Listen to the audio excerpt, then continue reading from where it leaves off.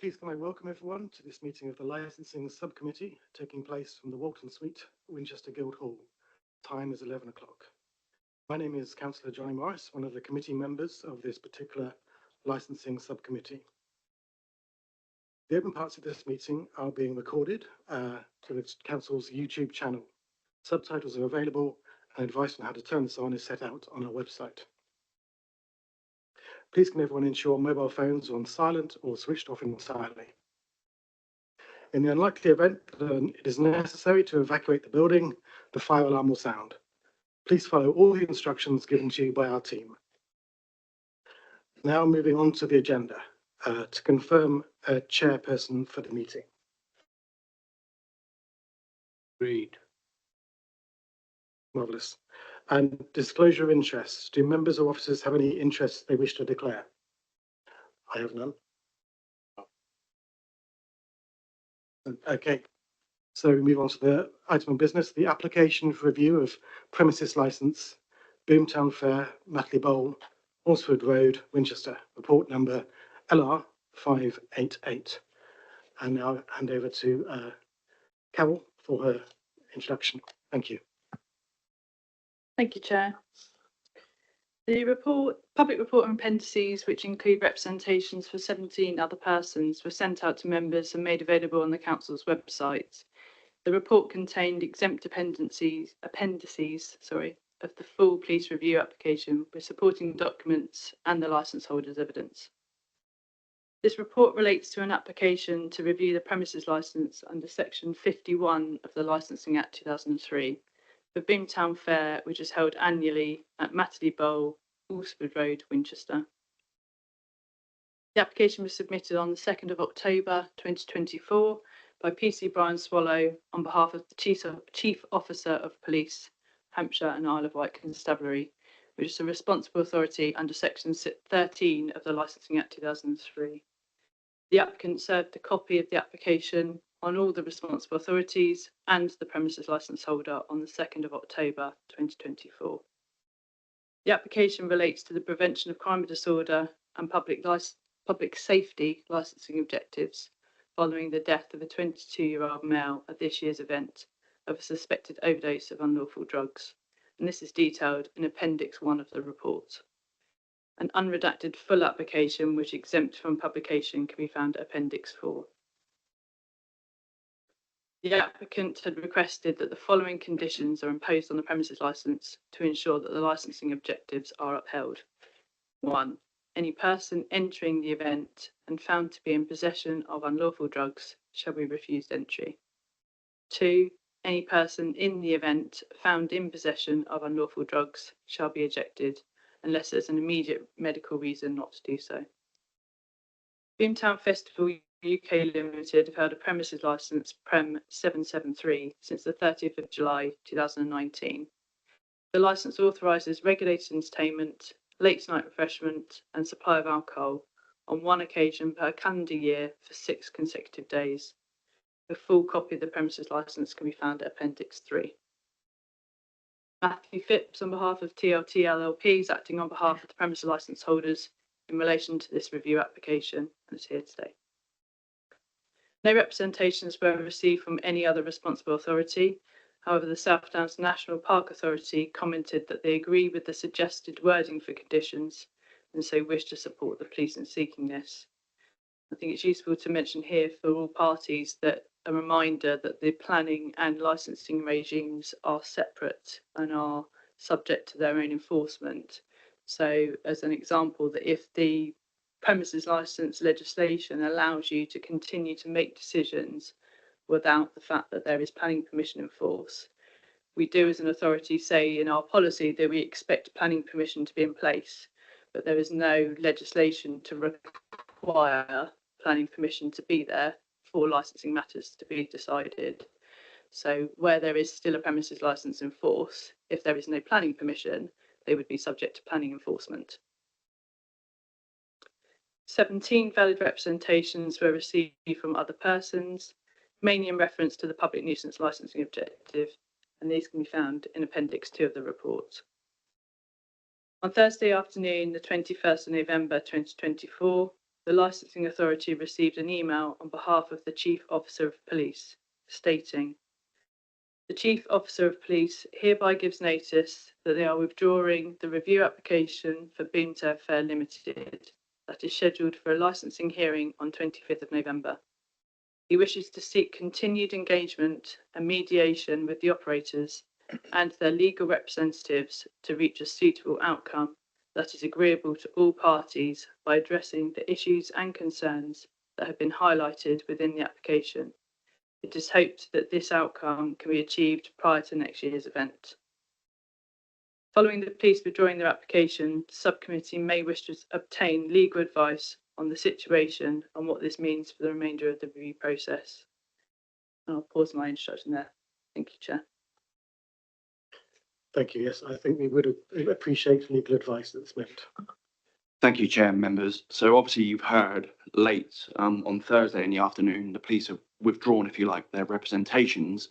The review was brought on the pretext of engaging the prevention of crime and disorder, one of the licensing objectives.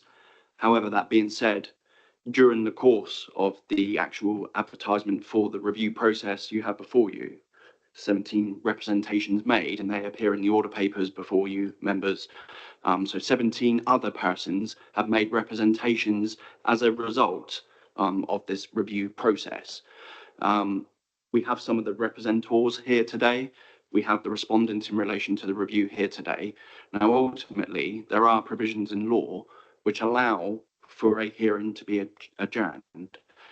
Now, it would probably be correct in this particular instance to at least look at the provision and what that actually means for this remainder of the review process.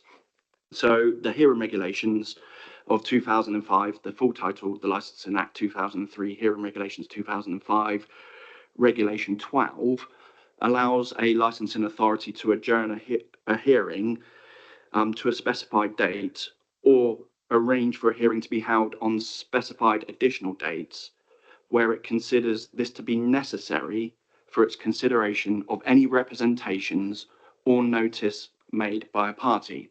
So that's the provision. It has to be necessary to consider any representations or notice made by any party. Now, we've heard last week, Thursday, the police have withdrawn its substantive representations in relation to the prevention of crime and disorder. The other 17 interested parties, however, have probably made representations which engage an alternative licensing objective, and that's the prevention of public nuisance. Now, that being said, they are live, they are before you. Those 17 representations appear in the order paper, and we have some of the representors here today. So my strong advice to this particular committee, and probably you may want to hear from the respondent Boomtown and Mr. Phipps on this point, and indeed those interested parties who are present, about the issue of adjournment solely. I wouldn't at this stage attract any representations or submissions on the actual merits of the review and those particular representations. So I think at this juncture, we look at the actual regulation and consider whether it's prudent in this particular instance and necessary to adjourn so that it allows the respondent premises license holder to reinterpret their response in light of the other 17 representations, because one can imagine it was engaged primarily on prevention of crime and disorder.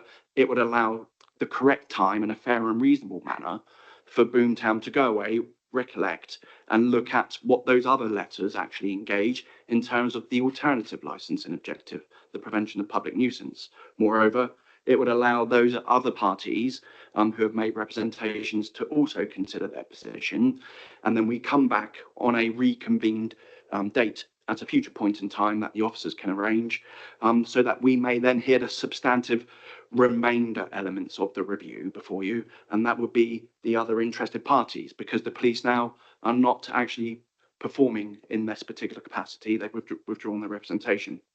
So my strong advice to you, members, would be to consider the point of adjournment in its entirety, solely this procedural point, and hear from Boomtown, the other representatives who are here, and then take a view as to whether or not you feel it is necessary in the interest here to allow each party to fair and reasonably go away, recollect, and come back at another point in time. Thank you. Carol, did you have any more statements to add to that? I've nothing further to add, Chair. I think, yeah, we're secret. Okay, so the question before us is whether to adjourn or not, and so we should hear from the other people here present. The respondents, Boomtown, do you have any comments to make on the adjournment? So yes.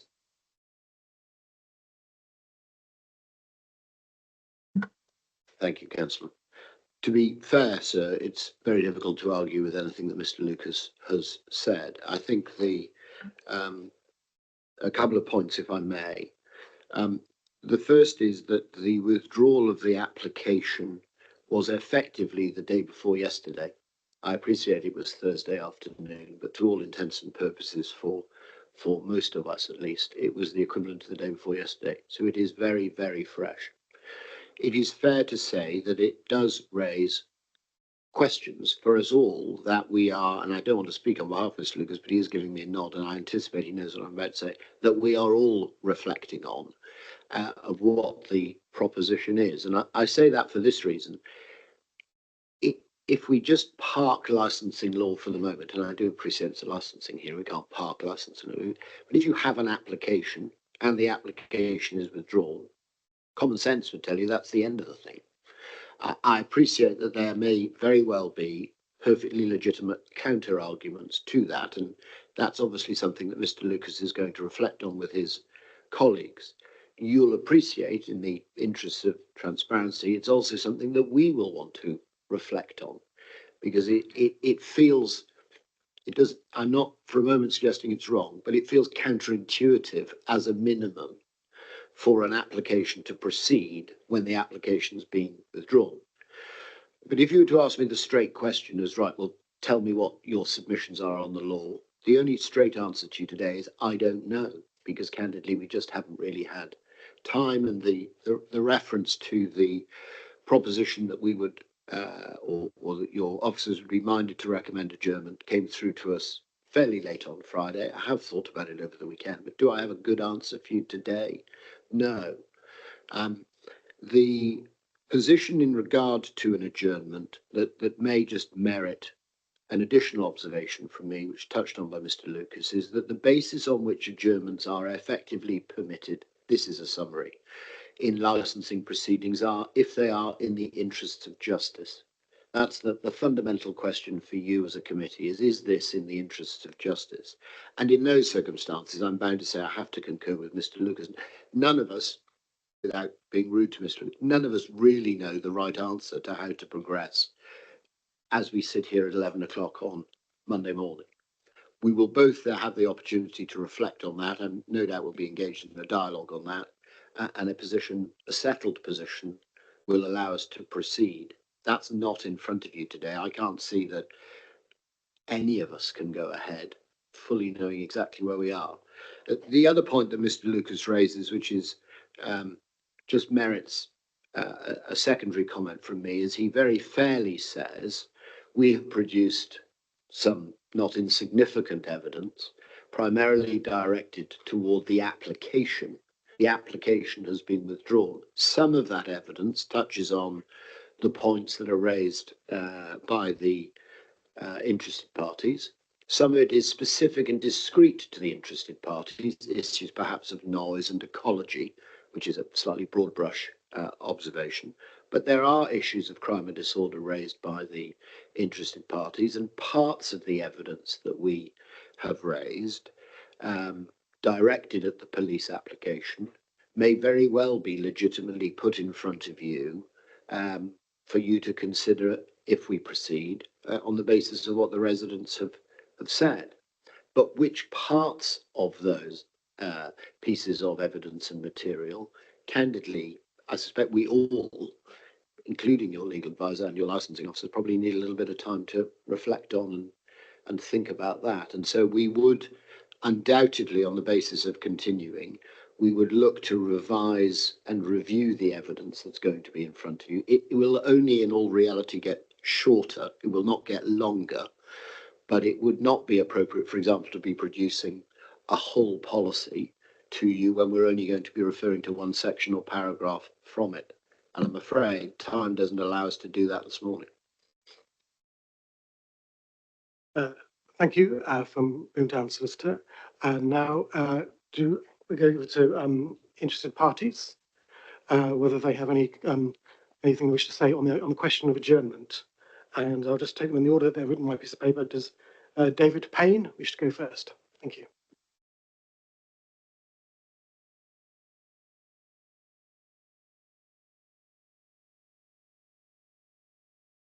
Good morning. Yes, I'm Vice Chair of Cherokee Parish Council. Three of us have turned up today because we respect the subcommittee and the process. And the hearing has been scheduled for some time. And we've made preparations. We've travelled in this morning. And I would like to point out that Boomtown has already provided quite a lot of evidence to you regarding the representations that have been made. I think it's a 37-page document attached to supplementary agenda number 1, which is the non-redacted evidence. And there's a lot of commentary regarding each of the representations that Boomtown have provided. And so I think our point of view is that we're here and ready to go. You have already had evidence from the licence holders regarding the representations that we have made. I acknowledge that the police have obviously not turned up and that they've withdrawn their application. But there doesn't seem to have been a plan B taken into account. Because I understand it's not unusual for police to withdraw representations and requests for reviews if they are in negotiation with the licence holder. So I don't think this is a particularly unusual situation. And we will be disappointed if you decided to adjourn, because we will have to return on another date. So I think, I don't know if the other two attendees wish to address you, but I would urge you to continue and to disregard those elements of the papers that were presented by the police in order that the public interest can be served by the process being continued and finished. Thank you.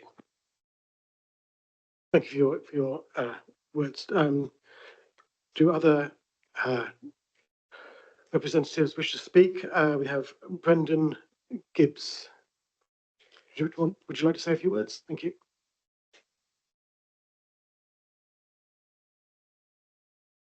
My name is Brendan Gibbs, and I'm the clerk of Titchbourne Parish Council. And obviously, I've had to follow instructions from my council regarding the proposal for the adjournment. As the representative from Boomtown indicated, things came very late in the day, and I expressed disappointment that the police withdrew their application of their documentation so late, and that they're not here to actually explain before this committee why they've done that. And that's one of the things that possibly I would ask. As far as the proposal to adjourn, I slightly differ from Mr. Councillor Payne's view. I'd like to support Mr. Lucas's representation regarding an adjournment, because we need more time now to consider just exactly where we're going with this. Our representation was on the public nuisance. If you wish to deal with that now, you may do so, but that's the view that I'm expressing on behalf of Titchbourne Parish Council. Thank you very much. And our third representative, Terence Jones, do you wish to speak on the question of adjournment? Good morning. On the question, I live about a mile from the Boomtown site and have done for 39 years. On the question of adjournment, all of the material I have supplied to you, I have supplied to Boomtown's ecological advisors some months ago, so that material is not a surprise to them, and they've had it for much longer than this licensing application has been in place. And so, with respect, you're not going to get any more new knowledge by postponing part of this hearing, because you've had that information for some time and you have actually responded to it in a letter about 5 to 6 days ago. So I think it is unfortunate to postpone this. If the, and I would rather go on, but if the meeting is postponed, I think it's important that you say that I have the right, and presumably this applies to the other parties as well, to also bring additional material to the table if the meeting is postponed. Thank you. Can I just check with our legal advisor on that particular point about whether you can bring additional material? The point is, Chairman, the representation has been made, so you're allowed to amplify and embellish certain points. You cannot go outside the four corners of your representation. Your representation, I assume, is about conservation of species, habitats, flora and fauna. Yes, that issue is squarely engaged. That's a fact and issue, if you like. So any further material will be on the four corners of that particular fact and issue, and that will be okay. It's just if a particular party moves outside of their original representation and brings into play other elements that the respondent hasn't had time to prepare to. I think you've heard from the parties now, Chairman. What I would suggest, and if I make the closing point here, is, or indeed we go back to the respondent beforehand to summarise. So, yep. Not for me to interrupt you, Mr. Lucas. So there's only just one point I'd just like to pick up on, that Mr. Payne is a point he made, and not for me to challenge what he says, but important that you hear the counterpoint from me. He mentioned that it was not unusual for the police to withdraw applications for review if they're in negotiation with the parties. I take what he says at face value, but I'm bound to tell you that's not my experience at all. As a business, TLT have probably undertaken more than 150 reviews across the last 20 years of this licensing legislation. And for those of you who've been around long enough, you'll know today is the 20th anniversary of the go live date of the Licensing Act 2003. And we have talked about it in the office, and we can think of one similar case in the preceding 20 years. And that was in circumstances where we had agreed a basis on which to proceed, and it had concluded the review. This, and I say this on behalf of your officers, and it is not false flattery, not having a plan B, as was suggested, was perhaps a point of criticism. It is not fair criticism. This is an unusual circumstance on any view. Whatever you decide whether to adjourn or not, the very fact we're having this conversation at the start of a review hearing will tell you how unusual this is. That's the only point I make. Thank you. So, Chairman, just to summarise, Mr. Phipps, may I ask, would your client have been represented by counsel if this was going to a contested hearing? Yeah, absolutely. Right. I think the point here is obviously that needs to be asked, and thank you for confirming. The respondent here is not represented by counsel, and if it was a full hearing, counsel would be engaged for the respondent. So that is also an issue here, that every party has a right to be fully represented. Mr. Phipps, I believe you're a solicitor, counsel would have been engaged to advance on behalf of the actual respondent here. Also, this is not squarely about the merits. It's a point of law, I think, between the parties, and you've heard from those representors on the facts, if you like, that are an issue. But the adjournment will also allow the respondent via his representatives, and indeed via an opinion if needs be from counsel because of this unique circumstance, and we can correctly engage on this very novel point as to whether or not the hearing can go forwards, given that the main applicant is now not party to the proceedings. What you're left with are the residue from other interested parties. Now, that is also a point of law. So I need members to understand the difference between facts in dispute as well as the point of law here as to whether or not everything falls away because your main vested statutory consultee, i.e. the police, is not a party anymore. And I think that's fair that we take that away before the the panel retires and makes their decision so everyone can hear all of the arguments and indeed the point about whether or not Boomtown are fully represented with council present. And sorry, I'm speaking so much this morning. May I just make one point to be fair and transparent? Absent the applicant for the review, although it was correct as of Thursday afternoon, before we heard of the police withdrawal, the council was instructed and would have been here this morning. On any view, the review is a narrower review. That's not in any way to diminish what's been said by the residents, but it is a narrow review because it's absent the applicant, who are the constabulary. So all of the points Mr. Mr. Lucas makes are very valid, but I think, but just not the represented by council point, because albeit I'm not contesting the commentary about adjournment, it might be that you have me, not council, once the dust has settled and we have a better understanding of what issues we're dealing with.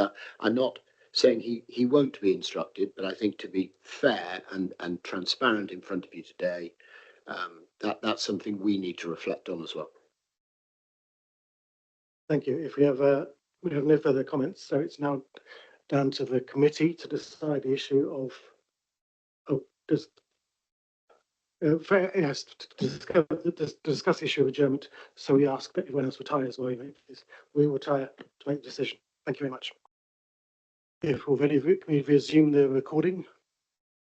Thank you. Okay. Having considered the representations from the representatives of the premises licence holder and other interested parties, the subcommittee have decided to adjourn the hearing to a future date. This shall allow all parties to consider the remainder of the review in light of the police's withdrawal of representations.